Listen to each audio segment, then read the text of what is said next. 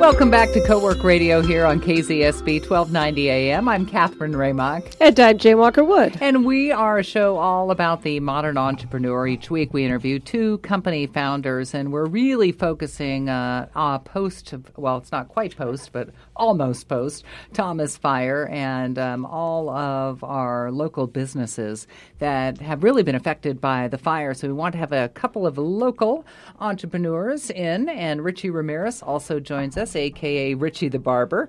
Richie started his successful barbershop 7 years ago. He's got 6 barbers, including some ladies, which we're going to talk to you about, which is so cool. You've just been nominated for an entrepreneurship award by Young Professionals Association. And you, like our last guest, also make giving back to the community part of your business model. So welcome. How are you today? Good. How are you? Good. Boy, you got good hair. Thank you. Well, he should. You always wonder when you go to a hairdresser and Yeah. they don't have good hair. But if a haircut's good, you should be looking at the partner, because usually somebody else cuts your hair. Yeah, definitely. You don't cut your own hair. No, I don't cut my own hair. I Yeah. do my own beard, but I have one of the girls in the shop do my hair. Oh, you do? Okay, Yeah. so I have to ask you about the beard, which has gotten this huge resurgence recently. Sure. A surprise over the last few years, or is it just kind of a cyclical thing? What's up with the beard and guys? You know, I just think it's very trendy right now. It's something that guys are doing, and it looks good, and I think the girls like it. You Yeah. know, I definitely feel like it's something that... We're going to get a lot of girls calling in now. I like this kind of beard, not that kind of beard. Not when it's too short, because then it's, harsh. Yeah, definitely. It's got to be a certain length and definitely groomed. You know, they want something that's cleaned up. They don't want something that's out of control. Well, you haven't seen Jeff Bridges recently, have you? I have not. Maybe he's getting ready for a part. Maybe he is. No, but there's a lot of those really big beards, So you started your business 7 years ago. 7 years ago. And you had, from where? Had you been an entrepreneur prior to that? Started your own businesses at all, or is this new for you? So I was working at Montecito Barbers. I worked there for 5 years. But before that, I was in San Luis Obispo, which I was working with a buddy in a barber shop there. He kind of got me started, and then came out here, started working at Montecito Barbers, and then there was a couple events happened, and I ended up working down the street. And ever since then, it's been great. I mean, the community has been very supportive, and having your own business, it is hard, but you have to you look at it, and then you outweigh everything. So, the good times are always outweigh the bad times. Now, I imagine you, like everyone else, had to close down for a few days for the Thomas Fire. We did. Are you prepared for emergencies like that? I mean, savings in the bank. I mean, I'm wondering how people are handling this financially, especially with Christmas season. Definitely for me, I do have money set aside for emergencies. Very smart. But it's still hard. We had to shut down for a total of 5 days. And then there was a week before that of business where there was nothing because just nobody was in town. So we lost about 2 weeks of business during one of our busiest times. And but on the other hand, the community has been so supportive and coming in and trying to, doing what they can and coming in to get haircuts. Double haircuts. Yeah. So all the men are walking around bald because they got too many haircuts at Richie's the Barber. Well, Jane and I were talking about this because there was a couple of hotels that literally shut down. And so not only are people, not making their wages, but they're also people that depend on tips. This really affected them as well, right? Definitely. The Biltmore was shut down. Yeah. It's still shut down. Yeah. And San Ysidro Ranch. And that's huge because, we have a huge rush of tourism, coming in for the holidays. So we have people who are staying there and they send them over to us, but we didn't have that this year. So we had a huge loss. And then everybody being out of town was, it was a ghost town. I feel like there's going to be a silver lining in this, that people are becoming very aware how important it is to shop local. I know it really hit me that I'm buying way too much stuff online or buying things out of town. And if we don't shop local, there won't be any shops here. Definitely. And it is huge. I do see a lot of businesses going out. Like you talked about Wolf's Head, they are going out of business. I think yesterday was their last day. And so you see these retail stores on State Street that are just getting hit so hard.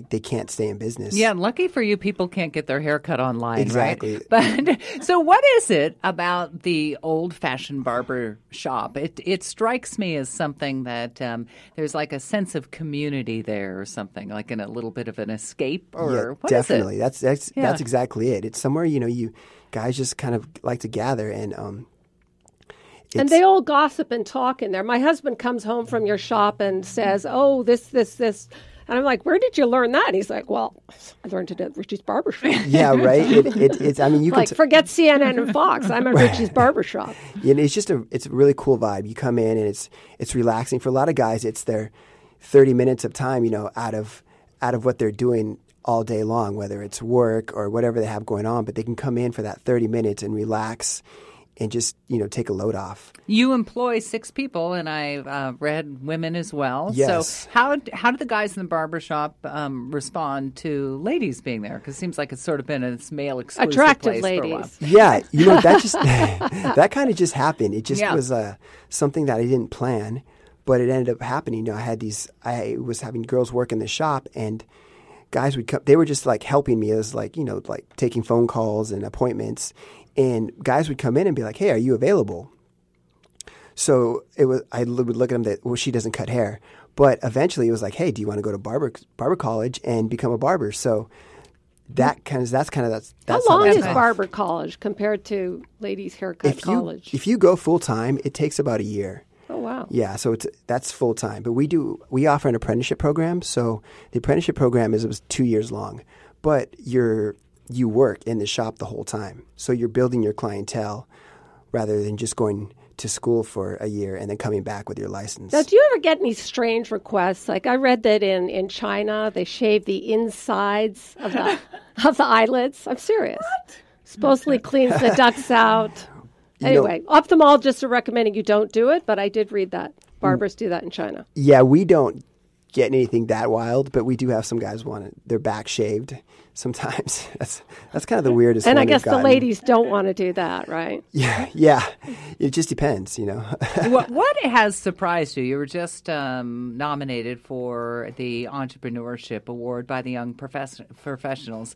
What surprises you about running your own business, employing 6 people? Is it more difficult than you thought, or is there something that you wish you knew before you had taken on this venture? It's just every day is a new challenge. Every day that you come in and you open up your doors, it's a new day. And that's the way I kind of look at it. Every day I come in, I open my doors, and it's okay, here's a new day. So it is very challenging. There's so many different factors that play into running your own business. Everything falls on you. So if my staff is not busy, I feel like it's my fault. Like what can I do to help my staff be successful? What sort of marketing tools have you used to help them? We do.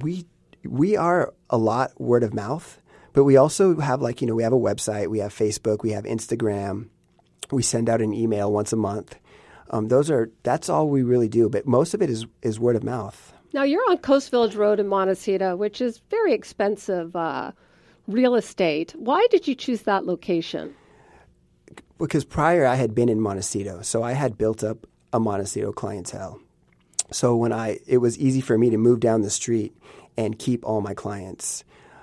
And it is expensive, you're right. It's gotten more expensive with the remodel of the building and, just the streets getting really built up. So it has gotten a lot more expensive.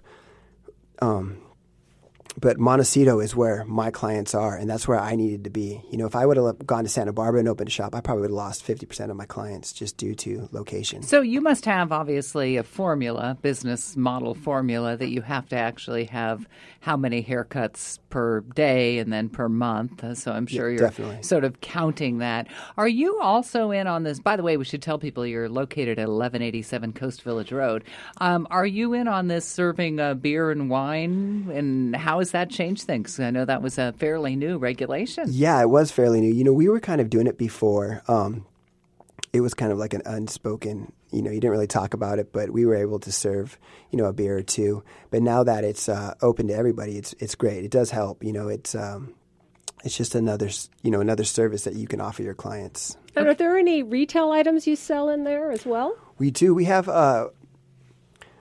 We have just our product line. We have a Richie's product line. And then we have your own product line. Yeah, we do. And then I also carry Aveda and Baxter. So we have 3 different product lines that we carry. And we did do, for a while, we did the clothing we teamed up with Wolf's Head. I've teamed up with Sean Stussy and his line, S Double, some Mitchell and Ness stuff. But it's hard. The retail is hard in the stores. I just feel like retail is really hard. And so that's why I feel the service industry does okay still. Yeah. We love to learn new things here. And and I saw Jane's eyes open wide when I asked you about the history of the barber pole. Of course, the red and the white that swirls around. And it has something to do with, it's not really the greatest story about blood, right? Is that right? It was for... What is it? Yeah, what? It's, it was for bloodletting. Uh-huh. They would let, they would bleed people. That's how, they get the... Like when they were bleeding people, and the blue is when they were sick. Yes, was the idea. Mm-hmm. Yes, and they also did dentistry. Also, they would pull teeth. And some people believe in this bleeding. They do the leeches on the back. Well, that's where, and so it's swirled around with the white. See, and because I'm from Canada, if you it's want the bloody leeches, towels. just go in the water. The towels that were bloody.